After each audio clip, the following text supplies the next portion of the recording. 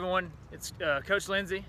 Coach Rice. We're back together for another virtual field trip, number 6 on this series, and today our primary focus will be looking at sustainability and natural resources here in Calhoun and Gordon County. Yeah, we're looking at the downtown area and the surrounding parts and looking at how our city and county provides various services to support the population.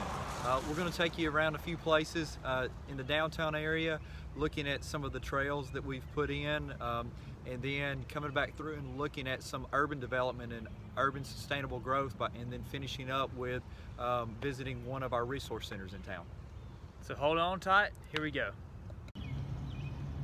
So first stop on our trip is actually right outside the parking lot, and we have an excellent example of a topic we looked into both in middle school and high school, an example of a renewable energy source, which is obviously electricity. And you're seeing a gradual shift to this with some cars, whether it's hybrid or total electric, just giving more people more options to be sustainable. This is also talked about at the high school level and is a key component in geography and other discussions in social studies.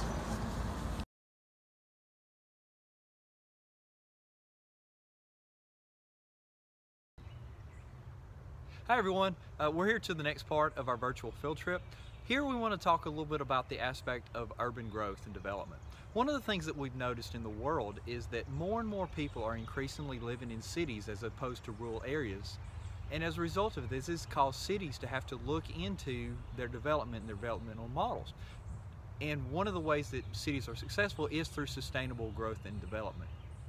Here you can see a great example of that. A lot of different cities are taking into consideration the ideas of live, work, play communities, where you live, you participate in recreation, and you can visit your stores and everything you need to, all within a short space.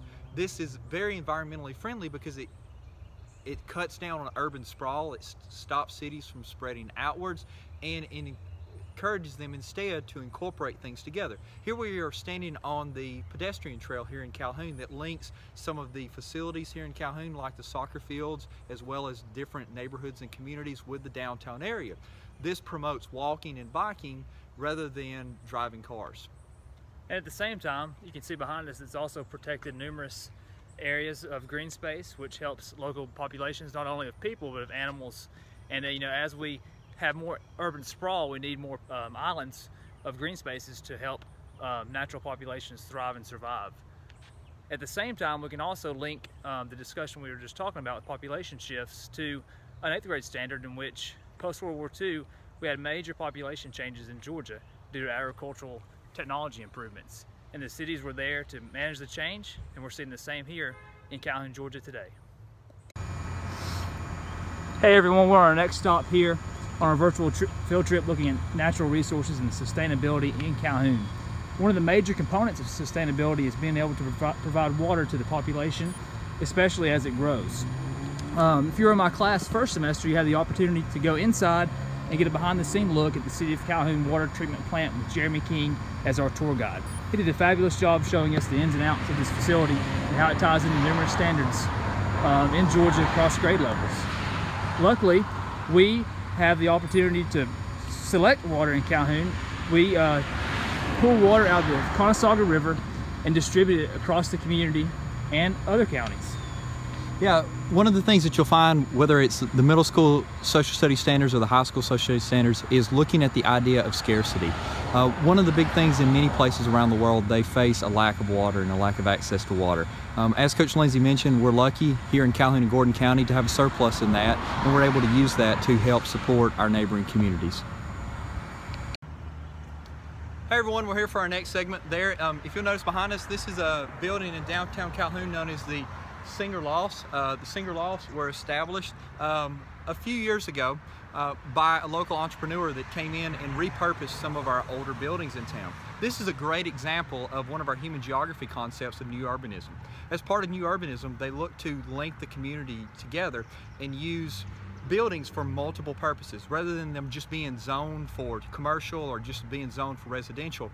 Many of these new urbanism facilities have multi-purpose zoning there. That way you can have a retail facility on the first floor and then housing on the second and so forth floors. This enables people to maximize urban areas rather than looking to continue the sprawl. And you've seen this trend throughout the nation, but specifically throughout Georgia. If you look at some of your major transportation hubs in major cities such as Macon, Columbus, Savannah, and they've repurposed these buildings and used them for a variety of things. At the same time, within those communities, you've seen downtowns revitalized and economies surging. And we're definitely going to need some of those creative thought processing to survive this recession. Throughout the downtown area, we also have excellent examples of sustainability practices in use by sourcing locally products. And this was at practice, decades ago. If you look at many of the bricks in the Calhoun-Gordon County area, even as far as Rome, such as at Shore University, you will see Plainville Brick Company as one of the locally sourced products. But, just be on the lookout for those sustainable practices in your community. We're here on our next stop at the Gordon County Historical Society. It's an excellent example of how a building can be sustainable over decades and centuries. The Historical Society started as a home place and was even used as General Sherman's headquarters, supposedly, during the Civil War, and is now transitioned to preserving records long-term for citizens in Gordon County. And you can see how the building structure is much different than buildings built today. The layout allows it to withstand various forms of weather while also having a solid rock foundation. And across the street, we also have the Calhoun City Schools Board of Education. It's an excellent example of a sustainable building with the rock base layer, brick, and a variety of components that will make it last generations, while also having open windows that decrease energy costs and protect the tax dollar. Hi, for the final stop on our tour, we're stopping here at the Recycling Center here in Calhoun. As you notice here, this is a great example of sustainability with the idea of reduce, reuse, recycle. Trying to repurpose facilities, cutting down on waste can certainly help with the environmental impact that we see here. So facilities like here in downtown Calhoun, along with out at Redbone Ridge, we see different recycling centers that services Gordon County and helps us to kind of do our little part to try to reduce our environmental impact. Hey, we're trying to beat the rain here on our final stop on the Sustainability and Natural Resources field trip today in Calhoun, Georgia. But we wanted to point out that these 6 sponsors, really have great sustainable practices. For example, most of them have developed a sustainability guide or have even hired individuals to be sustainability coordinators within their organization. For example, Mohawk is one of the only LEED certified companies and buildings within Gordon County, and they're certified by the U.S. Green Building Council.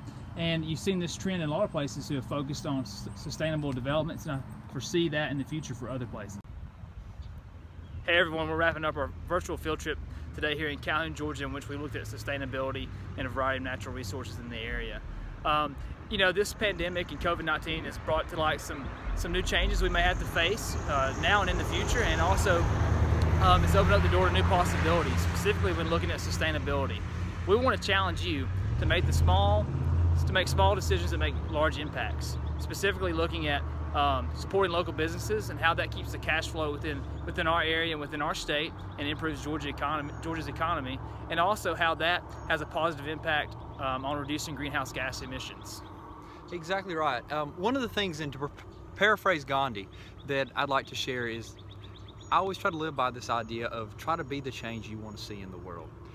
This comes down to a lot of things. It can be just we want to follow CDC guidelines with washing our hands for 20 seconds, but just something little like turning the water off while you're washing your hands and then turning it back on at the end. Same thing with saving water while you're brushing your teeth. Just little things like that make a difference. Reuse whenever possible. Those little things can help to make the world a better place. And remember, we are Calhoun.